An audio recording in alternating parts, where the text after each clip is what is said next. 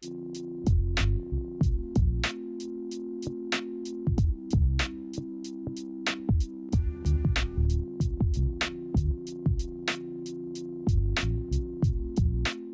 bem, pessoal? Como é que vocês estão aí de casa? Mais uma vez eu estou aqui, meu nome é Gabriel Azevedo, eu sou um dos médicos do Cetras, da equipe do Cetras, e hoje eu quero falar com vocês sobre os aspectos ultrassonográficos dos hepatocarcinomas. Eu vi que vocês já tiveram aqui em cima uma aula espetacular com a doutora Fernanda, que abordava alguns temas muito importantes, como fatores de risco, como prevenir, o rastreamento do hepatocarcinoma nesses pacientes que têm um risco aumentado. E agora eu quero conversar um pouquinho mais com vocês sobre os aspectos ultrassonográficos desses hepatocarcinomas. Então vamos lá, eu quero falar com vocês hoje sobre 5 pontos principais relacionados aos hepatocarcinomas.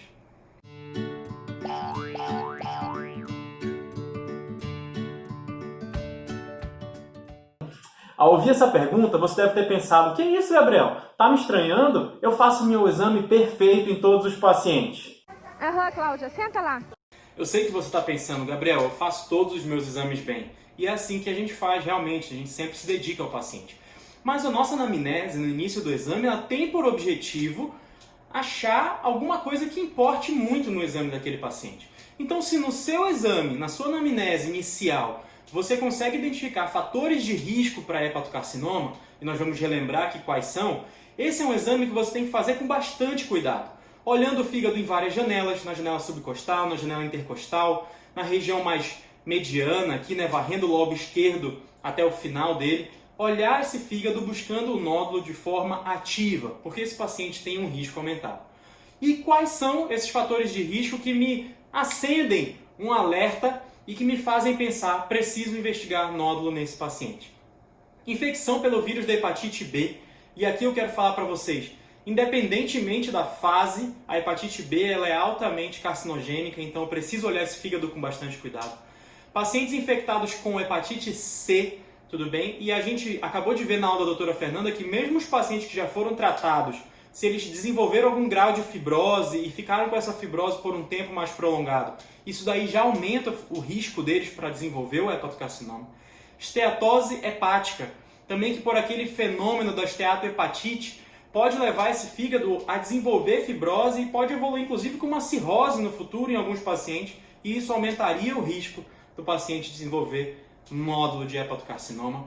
Doenças genéticas que causam acúmulo de ferro, acúmulo de cobre no fígado também são importantes. Paciente etilista crônico, tá? Que também provavelmente vai ter um fígado já um pouquinho alterado no nosso exame, já com algum grau de cirrose, já com algum grau de fibrose hepática. Então, resumindo, gente, qualquer paciente que tenha cirrose ou que tenha fatores de risco para desenvolver uma fibrose hepática importante, ele precisa ter o fígado olhado e investigado com todo cuidado. Tudo bem? Eu sei que você faz o exame bem, mas independentemente disso, fique atento nesses casos.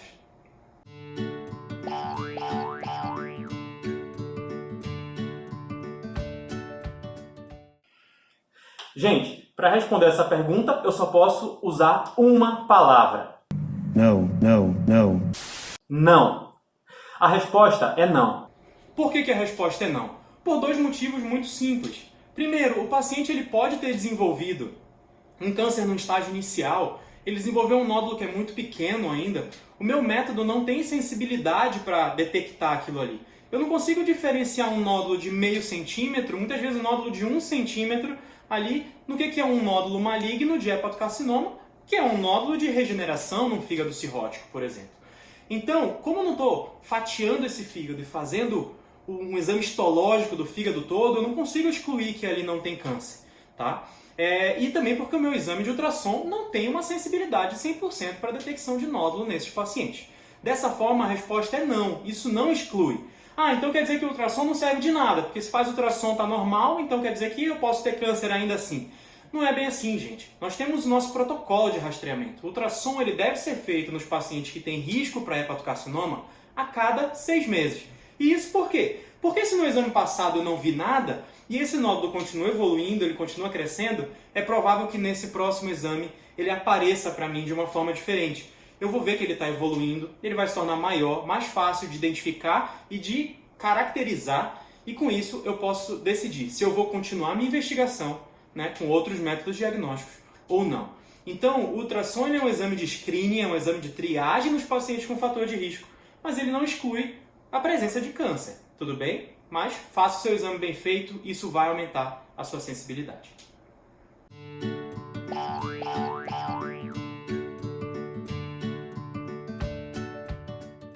Talvez a resposta para essa pergunta seja o maior objetivo desse vídeo, falar sobre os aspectos ultrassonográficos do hepatocarcinoma, como é que ele aparece no ultrassom, tanto modo B quanto Doppler. Então vamos lá. Uma coisa importante no momento em que nós estamos falando sobre os nódulos de hepatocarcinoma é entender que esse nódulo vai ter dois aspectos diferentes. E o que vai diferenciar entre esses dois aspectos de nódulos é o tamanho do nódulo. Os nódulos menores, como eles ainda têm uma vascularização capaz de nutrir o nódulo, como eles ainda não sofreram isquemia, necrose no interior, nem deposição de gordura, fibrose, cicatrizes, calcificação, então eles tendem a ser nódulos mais homogêneos, nódulos normalmente hipoecogênicos, mas como crescem de forma até um pouco mais rápida, acabam comprimindo o tecido hepático que está adjacente e formam com isso um halo hipoecogênico. Isso daqui é importante, e não pelo fato de que esse halo é patognomônico de hepatocarcinoma, porque não é. O importante é porque o halo, ele me diz normalmente que aquela lesão ali, ela deve ser maligna. Ele tem um valor preditivo positivo para malignidade de 86%. E é algo comum nos tumores, nos nódulos de hepatocarcinoma. Então, esses nódulos menores são homogêneos, são hipoecogênicos normalmente, com um halo e já apresentam um Doppler positivo. Esse Doppler que pode estar tanto na região periférica do nódulo quanto na região central. Ele pode emitir ramos para o interior. Isso também me chama um pouquinho de atenção quando eu encontro esse padrão de vascularização no nódulo hepático. Mas, Gabriel, o que eu considero um nódulo pequeno para saber se ele está respeitando esse padrão ou não? Nódulos pequenos geralmente são nódulos de até 3, 4 centímetros, de acordo com a literatura. Até esse tamanho eles respeitam essas características. Quando ele começa a crescer além disso, acima de 3, 4, 5 centímetros, esses nódulos eles começam a ficar muito grandes. Tudo que cresce muito rápido não apresenta uma vascularização muito boa. A vascularização, a irrigação, não consegue nutrir aquele nódulo de forma adequada. Assim sendo, o nódulo ele ganha um aspecto mais heterogêneo. Então ele começa a sofrer isquemia, necrose, fibrose, deposição de cálcio muitas vezes no interior, numa área que sofreu ali isquemia. Com isso ele ganha um aspecto heterogêneo, ele fica uma imagem mais feia ao ultrassom. E já agora ele normalmente fica um pouquinho mais ecogênico também, porque como começou a depositar, começou a ter fibrose, começou a ter tecido às vezes gorduroso, começou a ter áreas de cicatrização, ele não fica mais homogêneo hipoecogênico, ele começa a ficar mais ecogênico. Então essa também é uma característica do nódulo de hepatocarcinoma, agora do nódulo maior. Além de ser ecogênico e heterogêneo, o que mais que eu posso encontrar nesses nódulos?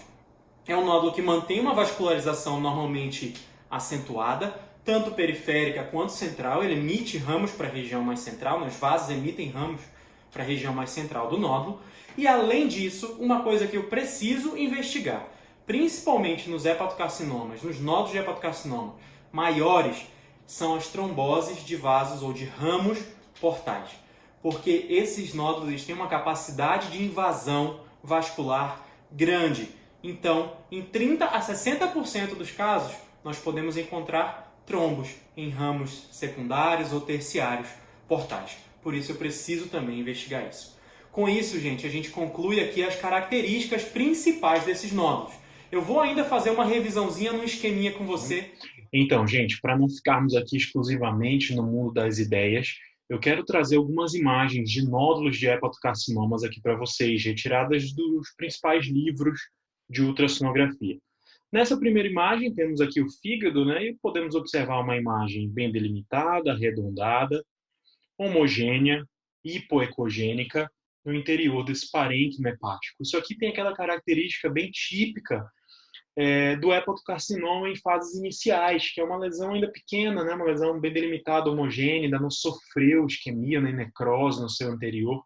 Então, uma imagem de um nódulo geralmente bem visível aqui. Lembrando que os nódulos pequenos são aqueles até 3 centímetros.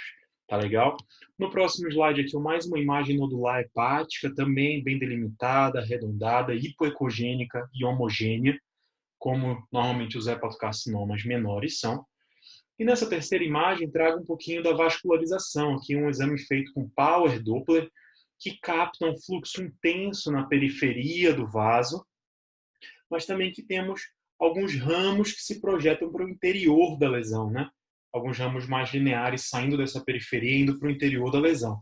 Esse padrão aqui, alguns autores chamam de padrão em cesto, porque, né, parece um cestinho que está com o aro ao redor e aqui a parte central que vem dos vasos.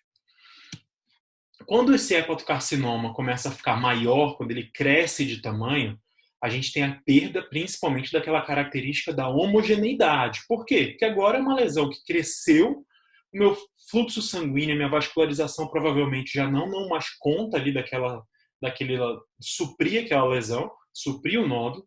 Então ele começa a ter áreas de necrose, áreas que depois de necrosar pode apresentar fibrose, posso apresentar calcificações, deposições de gordura.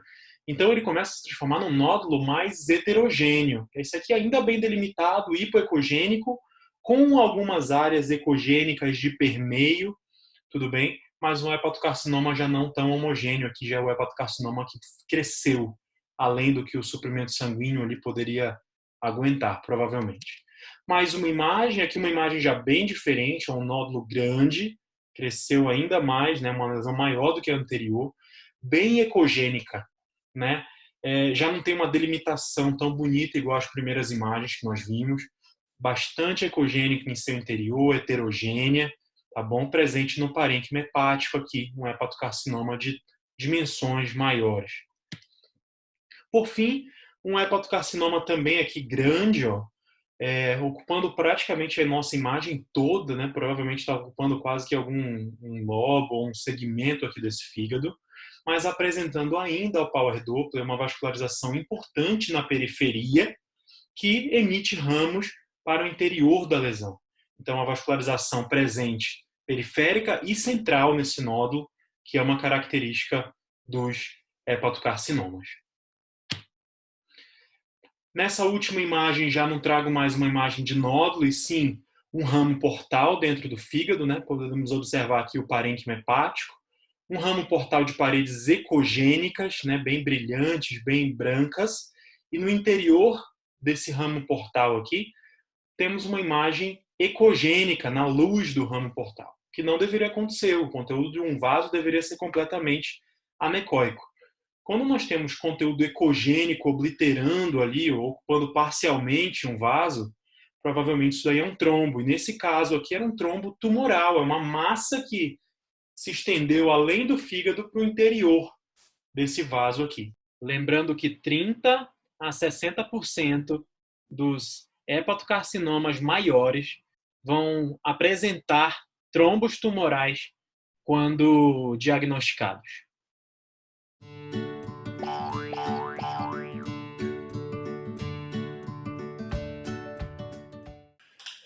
Essa é uma pergunta bem legal, porque ela tem tudo a ver com o nosso dia a dia. Depois de encontrar e descrever uma imagem, caracterizar ela e saber que aquele paciente é um paciente de risco para hepatocarcinoma, como é que eu concluo esse meu laudo? Será que eu coloco o hepatocarcinoma na conclusão? Eu digo uma coisa para você. Se você quiser colocar anátomo patológico nas suas conclusões de laudos ultrassonográficos, eu não sei se isso vai dar muito certo.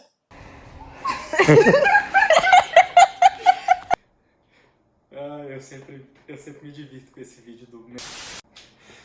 Então, pessoal, o ideal é que a gente não coloque o laudo de anátomo patológico na nossa conclusão, porque nós não temos 100% de certeza de que aquilo ali é um hepatocarcinoma. Vai ser muito provável que você identifique os fatores de risco, você saiba que aquilo ali deve ser um hepatocarcinoma. O paciente tem um fígado muitas vezes já cirrótico, não tão bonito a ultrassom, mas mesmo assim eu não tenho 100% de garantia, porque eu não biopsiei aquela lesão. Então, o ideal é que nós não escrevamos na conclusão hepatocarcinoma, e sim nódulo hepático de etiologia a esclarecer. Tudo bem? Nódulo hepático de etiologia a esclarecer. Ponto.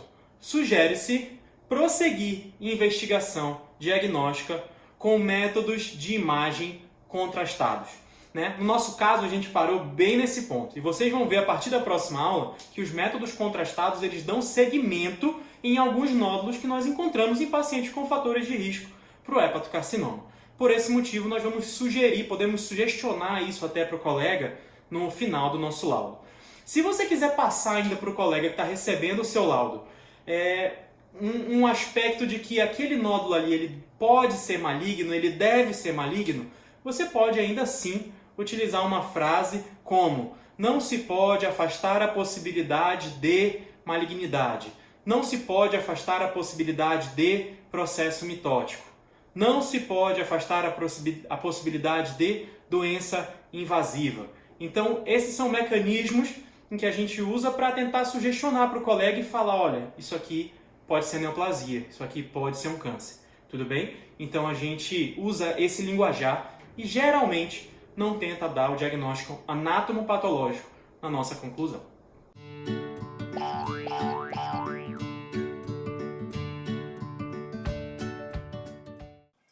A resposta para essa pergunta também é uma resposta simples. Sim, o prosseguimento de investigação dos nódulos hepáticos ele vai ser feito com exames contrastados, como nós vamos ver no nosso próximo post, as indicações para isso. Tudo bem? E o ultrassom contrastado ele é um desses exames que pode ser utilizado para se tentar diferenciar entre um nódulo benigno e um nódulo maligno. Como o ultrassom conseguiria fazer isso? Como é que o ultrassom conseguiria me dar essa informação? Porque quando eu uso o contraste com microbolhas no ultrassom, eu consigo avaliar qual foi a fase de enchimento daquele nódulo. Se aquele nódulo se encheu logo no início, quando o nódulo está recebendo fluxo arterial, ou se ele se encheu junto com o parênquima hepático ali, muitas vezes quando ele está recebendo o fluxo que vem do ramo portal principal, do tronco porta. Quando o nódulo tem enchimento arterial precoce, isso me indica malignidade e sugere que eu preciso continuar a investigação ou já partir até para um tratamento nesse paciente. Na sequência dos nossos posts aqui em cima, que vai sair na sexta-feira o próximo post, você vai ver que como é que se faz esse prosseguimento de investigação, como é que se faz essa decisão da hora de tratar e quais são as possibilidades terapêuticas que nós temos para um paciente com um nódulo possível de hepatocarcinoma. Então a resposta é sim, o contraste ultrassonográfico ele pode me ajudar na investigação desse nódulo. Perfeito? Gente, eu gostei muito de falar com você sobre esse tema e eu também gostei muito de falar com você sobre esse tema. Esse é um tema muito importante porque ele é um tema do dia a dia, é um tema muito prático. Tá? Lembrando que, apesar de as doenças virais hepáticas estarem caindo em prevalência por conta de vacinas, tratamentos com uma eficácia de cura maior ali, nós lembramos que a esteatose hepática, por exemplo, é um tema muito relevante, que tem aumentado a sua prevalência nos últimos anos e que também aumenta o meu risco para desenvolver nódulos. Então nós precisamos saber como lidar com esses pacientes, como investigar, como acompanhar, o que fazer caso eu ache alguma coisa e como tratar esses doentes também. Então não perca o nosso próximo post, ele vai dar continuidade no caso clínico da doutora Fernanda aí de cima. Foi um prazer estar aqui com vocês e até a próxima, pessoal. Tchau, tchau.